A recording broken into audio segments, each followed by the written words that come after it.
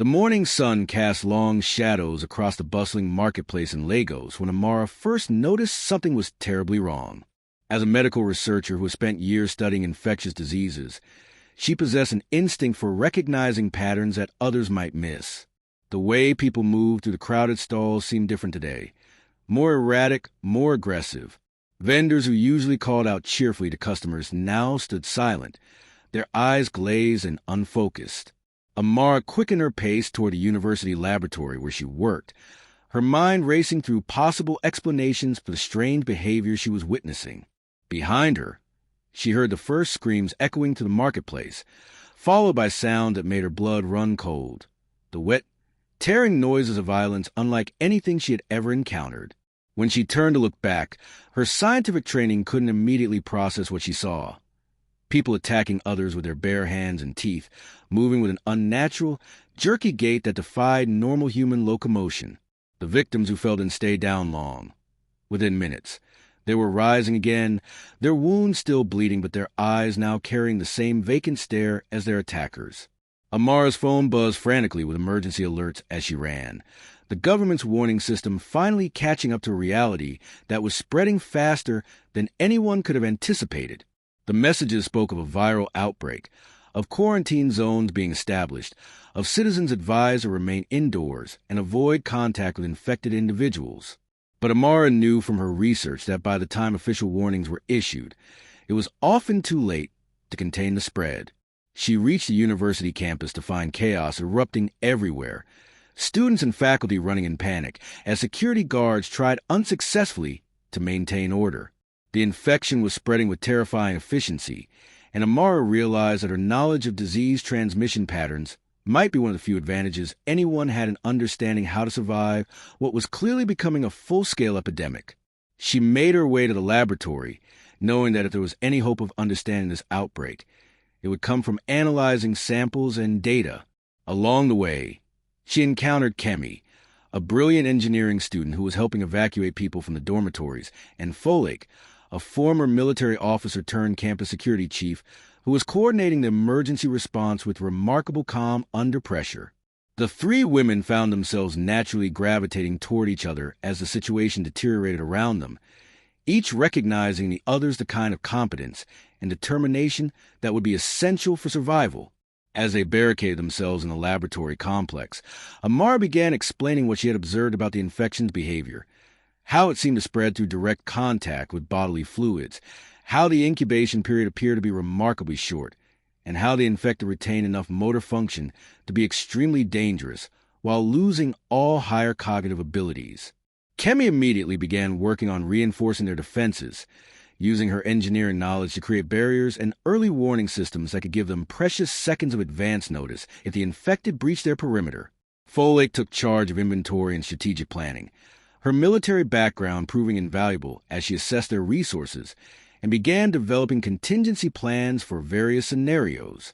Through the laboratory windows, they could see the infection spreading across the campus like wildfire, transforming the familiar academic environment into a nightmarish landscape where former colleagues and students now pose mortal threats. The women realized that their survival would depend not just on avoiding the infected, but on understanding the nature of the outbreak well enough to potentially find a way to stop it. Amara's research equipment offered the possibility of analyzing the pathogen, while Kemi's technical skills could help them maintain communication with the outside world and potentially develop tools for defense. Folek's tactical expertise would be crucial for planning their movements and keeping them alive long enough to make their knowledge useful. As night fell and the sound of chaos grew closer to their position, the three women prepared for what they knew would be the first of many challenges in a world that had fundamentally changed in the span of a single day. They had no way of knowing whether help was coming, whether the government's response would be effective, or whether they were among the last uninfected people in the region. What they did know was that their combined skills and determination represented perhaps the best hope for not just surviving the outbreak, but potentially finding a way to fight back against an enemy that seemed to grow stronger with every person it claimed. The laboratory's emergency lighting cast eerie shadows across the walls as Amara worked frantically to analyze blood samples she had collected from the early stages of the outbreak. Her hands moved with practiced precision despite the tremor fear that ran through her body every time she heard the distant moans and crashes echoing from the campus beyond their barricaded doors. Through the microscope, she observed something that defied everything she knew about viral behavior. The pathogen appeared to be rewriting the basic neurological functions of its hosts while somehow keeping their motor systems operational. Kemi had spent the night rigging motion sensors from laboratory equipment, creating a perimeter warning system that would alert them to any approaching infected individuals. Her engineering background proved invaluable as she improvised weapons from scientific instruments and reinforced their defenses using furniture and equipment. Meanwhile, Folake maintained radio contact with scattered groups of survivors across the city, gathering intelligence about the spread of the infection and coordinating with other pockets of resistance. The reports they received painted a grim picture. The outbreak had spread far beyond the university, overwhelming hospitals, police stations, and military installations with shocking speed. By dawn, it became clear that their laboratory sanctuary, while temporarily safe, would not remain secure indefinitely. The infected seemed drawn to areas with human activity, and their numbers were growing exponentially as more people succumbed to the virus. Amar's analysis revealed that the pathogen attacked the brain's frontal cortex while leaving the brain stem intact, explaining why the infected retained basic motor functions and aggressive instincts while losing all capacity for reasoning or self-preservation. This discovery led her to hypothesize that the virus might have been engineered rather than naturally occurring, given its precise targeting of specific neural pathways. Kemi's technical monitoring of emergency broadcasts revealed that major cities across West Africa were reporting similar outbreaks, suggesting a coordinated release rather than a random emergence. The three women realized they were facing not just a medical crisis, but potentially an act of biological warfare on an unprecedented scale. Their situation became more desperate when Folake's radio contact began going silent one by one, indicating that other survivor groups were being overrun or forced to abandon their positions. The infected had begun displaying pack-like behavior, moving in coordinated groups that suggested some form of primitive communication or shared instinct. Amara observed through the laboratory windows that the infected seemed to be learning, adapting their approach to obstacles, and showing increased persistence in pursuing human targets.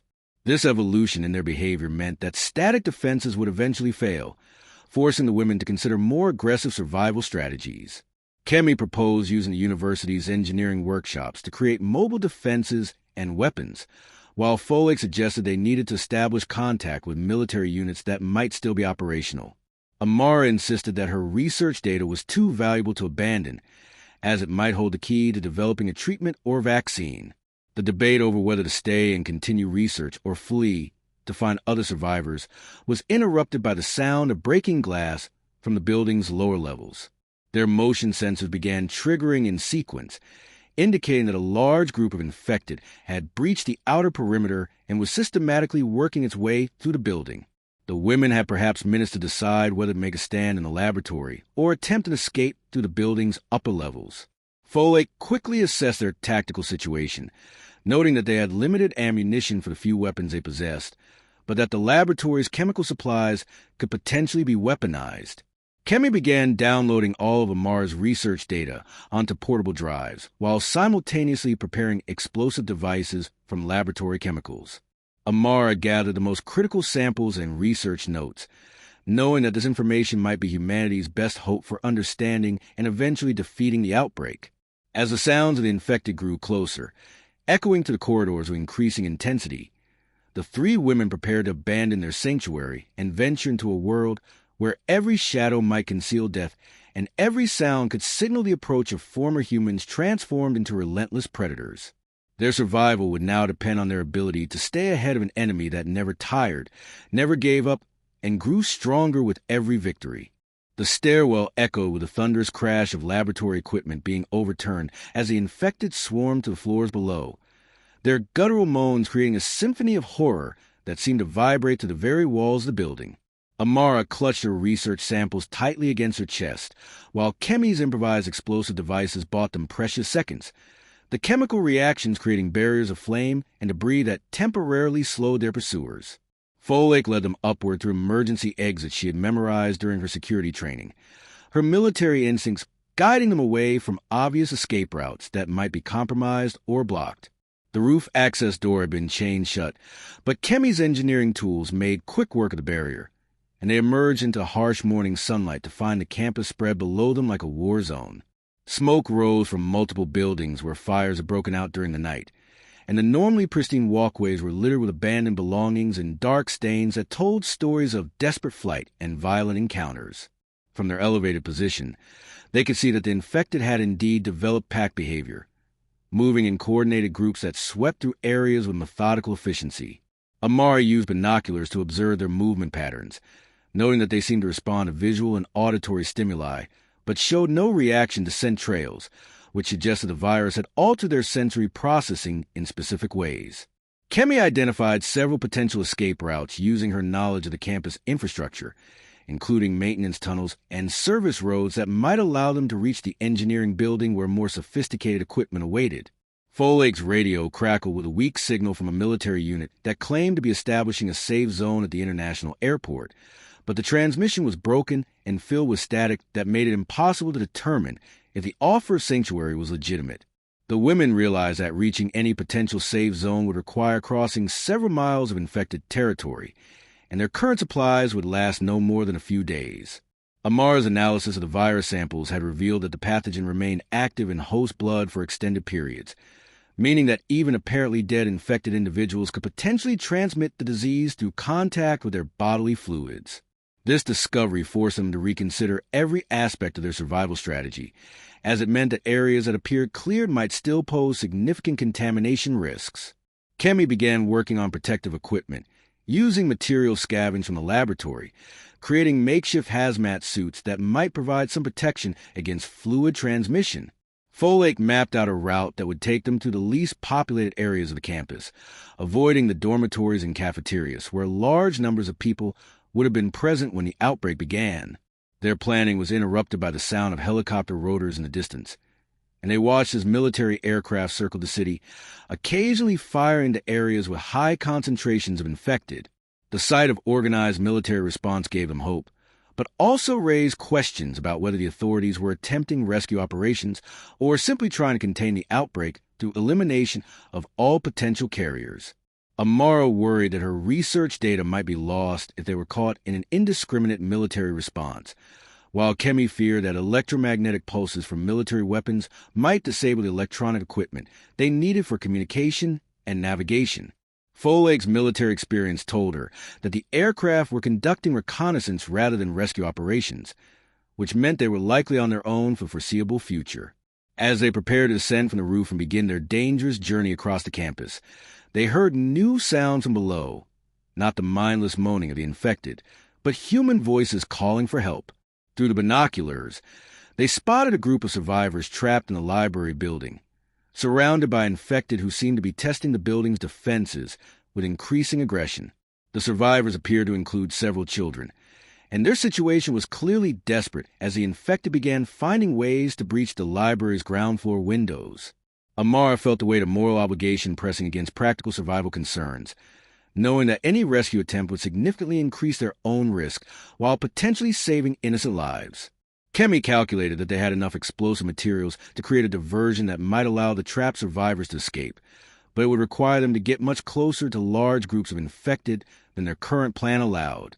Folake assessed the tactical situation and concluded that a rescue operation was possible but would require precise timing and coordination, with no margin for error if they hoped to save both the trapped survivors and themselves. The decision to attempt a rescue weighed heavily on each woman as they studied the library building through Kemi's improvised telescope, watching the infected test every possible entry point with the methodical persistence of predators who had learned that patience often yielded results. Amara counted at least 15 people trapped inside, including what appeared to be a mother with 2 young children pressed against a second-floor window, their faces etched with terror as they watched the growing crowd of infected below. Folake's tactical assessment revealed that the infected had surrounded the building in a loose perimeter, but their attention seemed focused on the main entrances where the survivors had initially barricaded themselves, creating potential blind spots that could be exploited.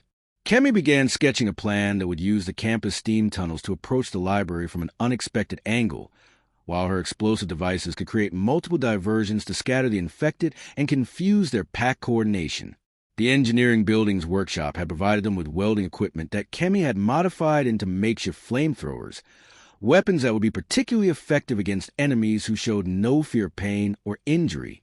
Amara's medical knowledge proved crucial in planning their approach, as she had observed that the infected seemed to have heightened sensitivity to certain frequencies of sound, which would potentially be used to manipulate their movement patterns. Folate coordinated their timing with the military helicopter patrols, noting that the aircraft seemed to follow predictable routes that could provide additional distraction at critical moments. The steam tunnel system beneath the campus had been designed for maintenance access and was barely wide enough for a single person, but offered the only concealed approach to the library that wouldn't expose them to the infected hordes above ground. As they descended into the tunnels, the oppressive heat and humidity created an environment that felt like moving through the digestive system of some massive creature, with pipes hissing and groaning around them in the darkness.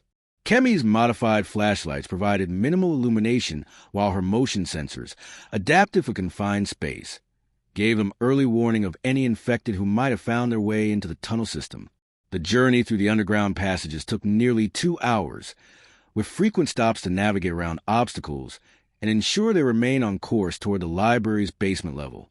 Amara carried her research samples in a waterproof container, knowing that the humid conditions could potentially damage the viral specimens that might hold the key to understanding the outbreak's origins and developing countermeasures.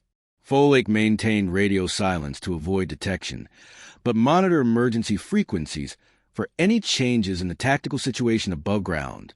When they finally reached the library's basement access point, they discovered that the infected had indeed found ways into the lower levels of the building, forcing them to modify their rescue plan on the spot. The basement was filled with the sounds of scratching and moaning as infected individuals wandered through the stacks, apparently drawn by the scent of survivors trapped on the upper floors. Kemi's thermal imaging device revealed at least a dozen infected between their position and the stairwell that led to the survivors, while her motion sensors indicated more infected were continuously entering the building through breached windows and doors. Amara realized that the infected were displaying more sophisticated hunting behavior than she had initially observed, working together to systematically search the building rather than simply clustering around obvious entry points. Folate's military training kicked in as she assessed the tactical situation, noting that the confined space of the library would limit their mobility but also restrict the infected's ability to surround them. The plan they developed required split-second timing and absolute coordination, with Kemi's explosives creating a diversion in the basement, while Folate and Amara fought their way to the survivors on the upper floors. Each woman understood that failure would likely mean death not just for themselves, but for the innocent people counting on them for salvation. As they prepared to execute their desperate rescue mission, the sounds from above grew more urgent, suggesting that the infected were making progress in breaching the survivors' defenses, and that time was running out for everyone trapped in the building. The weight of responsibility pressed down on them as they realized that their actions in the next few minutes would determine whether their first attempt to save others would end in triumph or tragedy, setting the tone for all their future survival decisions in a world where every choice carried life or death consequences. The basement erupted in chaos as Kemi's first explosive device detonated near the building's main support column, sending infected stumbling and disoriented to the maze of bookshelves while concrete dust filled the air like a choking fog. Amara and Folate moved with deadly precision through confusion, using Kemi's modified flamethrowers to clear a path toward the central staircase while the infected struggled to reorient themselves in the aftermath of the explosion.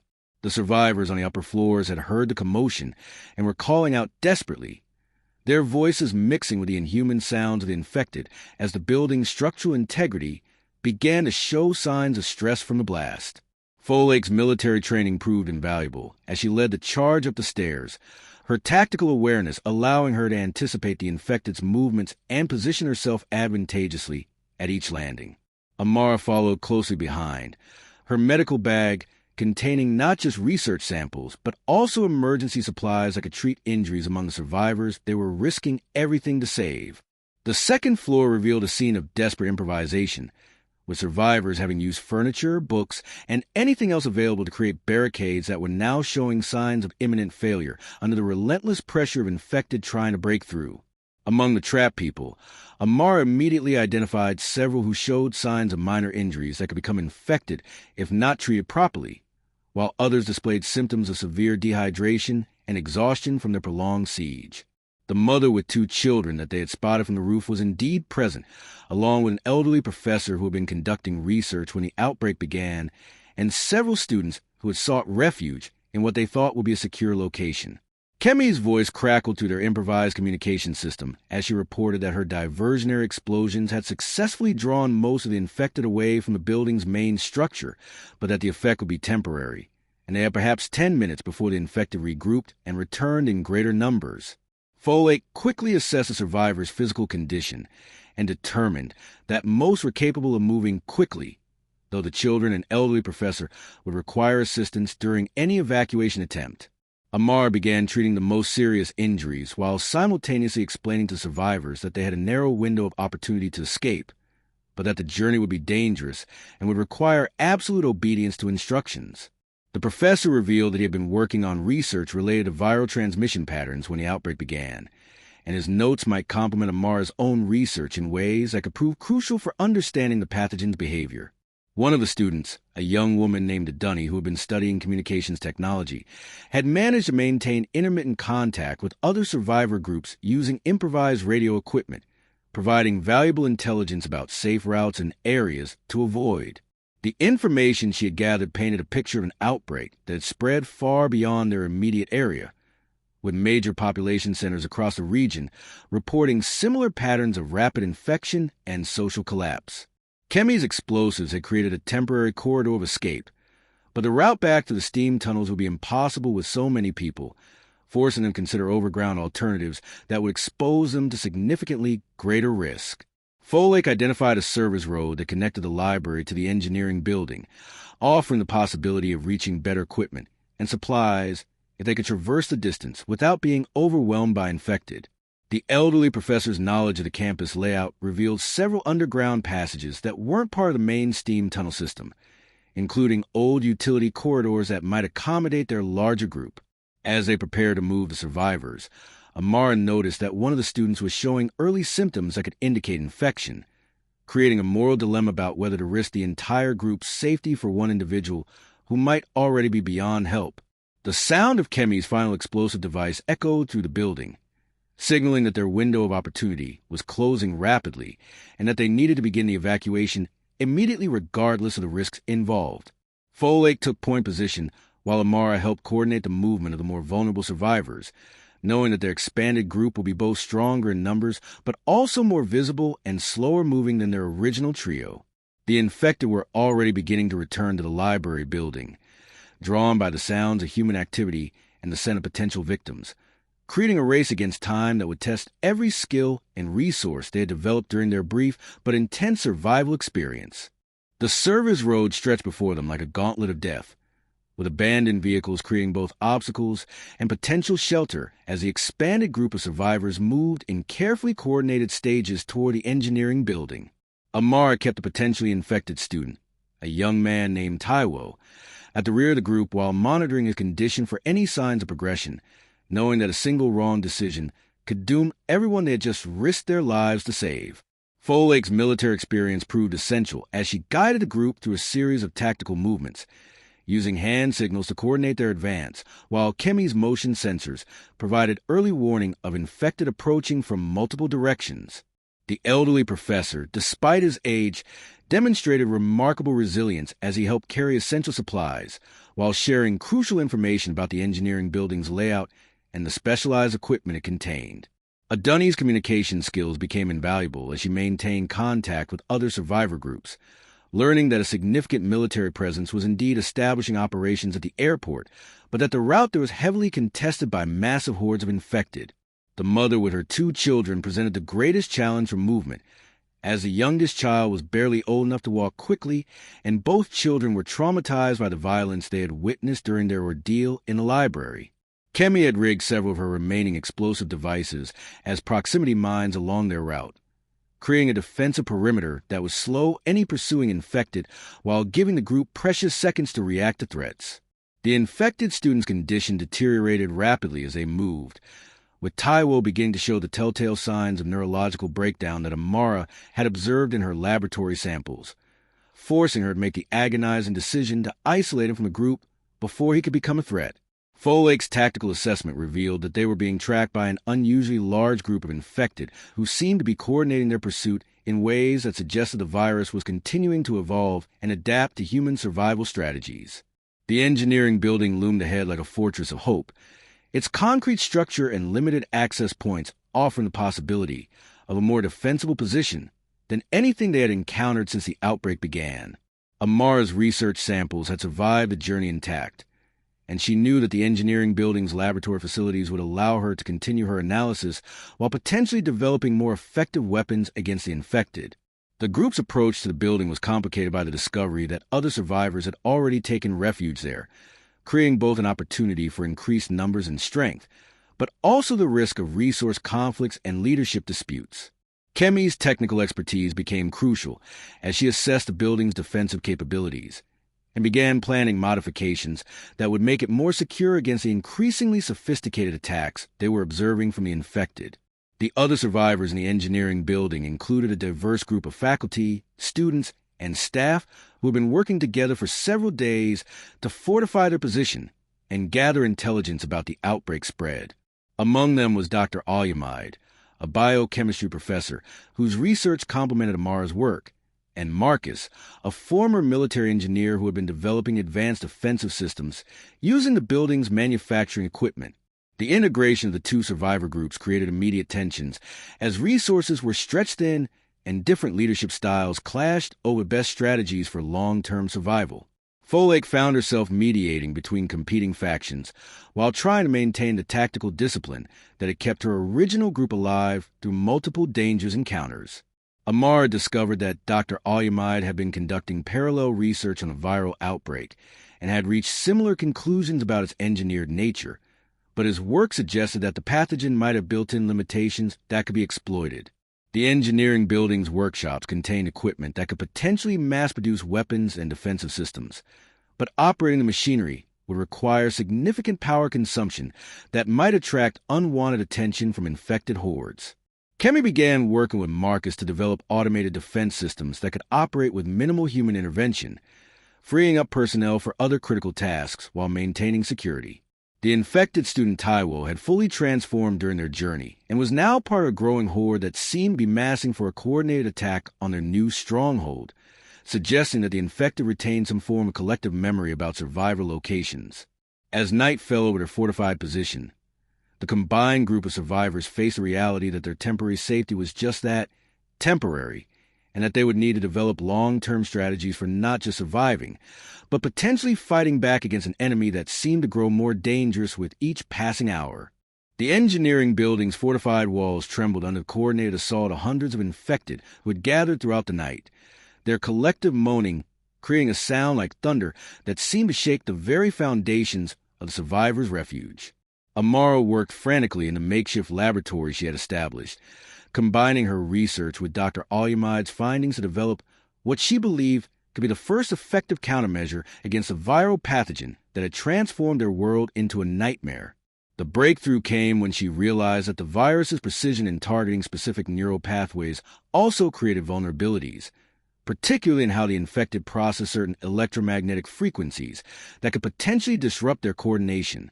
Kemi and Marcus had spent the night converting the building's manufacturing equipment into weapons production, creating everything from reinforced barriers to electromagnetic pulse devices that could exploit the weaknesses Amara had discovered in the infected's altered brain chemistry. Folate coordinated the defense with military precision, positioning survivors at strategic points throughout the building while maintaining communication with the scattered groups of people who were still holding out in other locations across the city. The infected's assault revealed new levels of organization and intelligence, with different groups attacking simultaneously from multiple directions, while others seemed to be probing for weaknesses in the building's defenses with almost tactical awareness.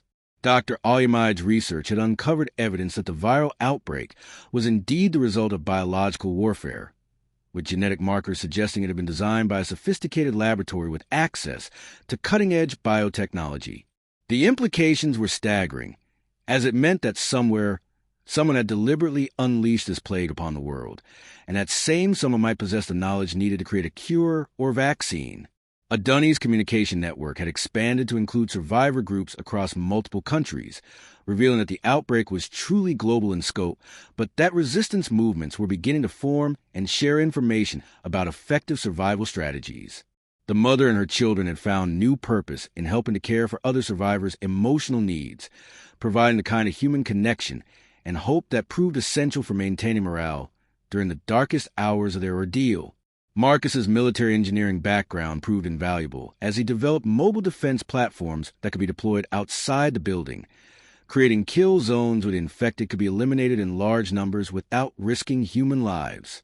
The electromagnetic pulse weapons that Kemi had designed based on Amar's research showed remarkable effectiveness against the infected, disrupting their neural coordination and causing them to collapse or become disoriented for extended periods. However, the weapons required significant power to operate, and the building's generators were already strained by the demands of maintaining their defensive systems and laboratory equipment. Folake's tactical analysis revealed that the infected were learning from each failed assault, adapting their approach, and finding new ways to test the survivors' defenses with each successive wave of attacks. The discovery that the infected retained some form of collective learning ability forced the survivors to constantly evolve their own strategies, creating an arms race between human ingenuity and viral adaptation. Dr. Alyamai's biochemical analysis suggested that the virus might have a limited lifespan in its current form, potentially burning itself out after a certain period, but the timeline was uncertain and could be months or even years in the future.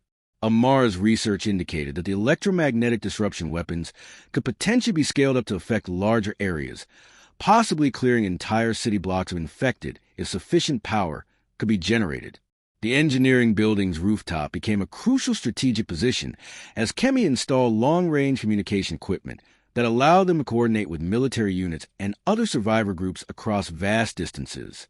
Reports from these contacts painted a picture of a world in chaos, with governments collapsed or barely functioning, but also of human resilience and determination to fight back against the infected hordes. The survivors realized that their building had become more than just a refuge. It was evolving into a center of resistance where scientific knowledge, military expertise, and human courage were combining to create the first real hope for reclaiming their world from the undead plague. As dawn broke over their besieged fortress, the women who had started this journey as strangers thrown together by circumstance had become the core of a movement that might ultimately determine whether humanity would survive or fall to the engineered nightmare that had been unleashed upon them. The final assault began at dawn with a coordination that chilled every survivor to their core, as thousands of infected emerged from the city's ruins in waves that seemed to stretch to the horizon, their movements synchronized in ways that defied everything the survivors thought they knew about the viral pathogen's effects on human cognition. Amar's electromagnetic weapons had been deployed throughout the building's perimeter, creating a defensive grid that could theoretically repel any conventional attack. But the sheer numbers approaching their position threatened to overwhelm even their most sophisticated countermeasures. Kemi's engineering modifications to the building had transformed it into a fortress of human ingenuity, with automated defense systems, reinforced barriers, and communication networks that connected them to resistance movements across the globe. But she knew that their survival would ultimately depend on the untested theories that Amara had developed about the virus's fundamental weaknesses. Folate coordinated the defense with the calm precision of a seasoned commander, directing fire teams and managing resources while maintaining contact with military units that were finally beginning to mount organized counterattacks against the infected hordes in major population centers. The breakthrough moment came when Amara realized that the infected's coordination was being maintained through a form of electromagnetic communication that operated on specific frequencies, and that disrupting these signals could potentially cause the entire horde to lose its collective intelligence and revert to individual, mindless wandering. Dr. Alyamai's research provided the final piece of the puzzle, revealing that the viral pathogen had been designed with a built-in control mechanism that could be exploited if they could generate a powerful enough electromagnetic pulse across the right frequency spectrum. The engineering building's power systems were pushed beyond their design limits as Kemi and Marcus worked to channel every available amp of electricity into a massive electromagnetic pulse device that would either save them all or destroy their refuge in a spectacular failure. The infected reached the building's outer defenses just as the device reached full power, and for a terrifying moment, it seemed that the sheer weight of numbers would overwhelm their position before they could deploy their ultimate weapon. Folake's tactical brilliance shone as she coordinated a fighting withdrawal that drew the infected into carefully prepared kill zones while buying precious seconds for the electromagnetic pulse device to charge to its maximum potential. The mother and her children, along with the other non-combatant survivors, had been evacuated to the building's most secure areas, but everyone understood that if the defense failed, there would be no escape from the thousands of infected that surrounded them.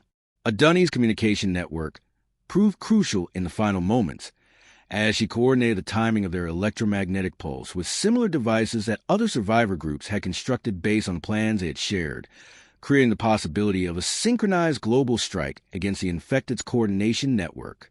The moment of truth arrived as Amara activated the electromagnetic pulse device, sending a wave of energy across the frequency spectrum that the infected used for their collective communication.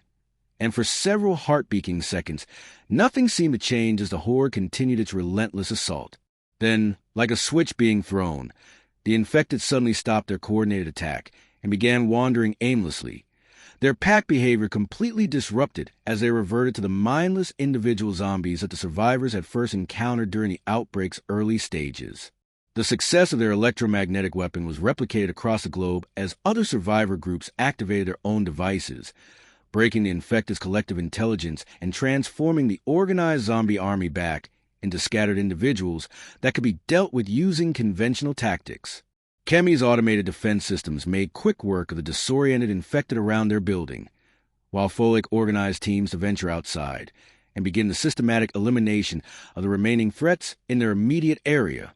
Amara's research had not only saved their lives, but had provided humanity with the key to reclaiming their world, as the electromagnetic pulse technology could be mass-produced and deployed to clear infected populations from entire regions.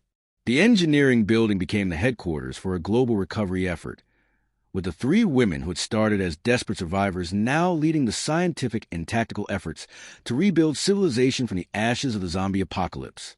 Dr. Alyamide's continued research revealed that the electromagnetic disruption had a permanent effect on the viral pathogen, preventing it from re-establishing its collective network and ensuring that future outbreaks would lack the coordination that had made the infected so dangerous.